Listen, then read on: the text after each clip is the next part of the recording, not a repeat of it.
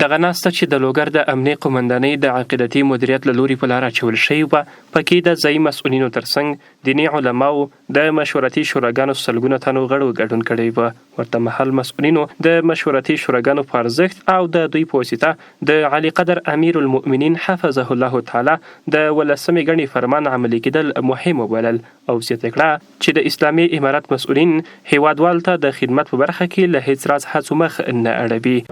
امر بالمعروف یعنی خو ترا بلل، جایز ترا بلل، مناسب ترا بلل، و نهی عن المنکر، حرام و ناروا و ناجایز و نامشروع و نامناسب و بندول.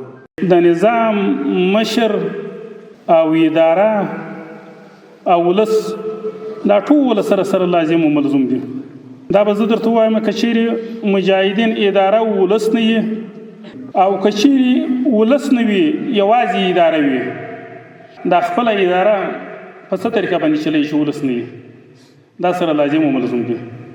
له بلې خوا بیا د مشورتي شوراګانو غړي د اسلامي امارت څخه پوره ملاتړ خبره کوي او د علي قدر امیر المؤمنین حفظه الله تعالی فرمانونو عملي کېدو ډاډ یې ورکړه او زیاته کړه لکه څنګه چې په تېر 20 کلن جهادي بهیر کې قربانۍ ورکړه، اوس هم هر ډول همکارۍ ته چمتو دي.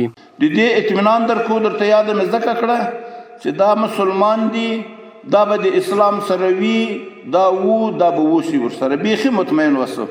در زمینه همکاری انشالله همگی بوده، همگانی بوده. در حیثه امنیت هم همکاری کردن تمام دوستا، در حیثه بازسازی ها هم همکاری کردن تا حد توانی که وقت داشتن.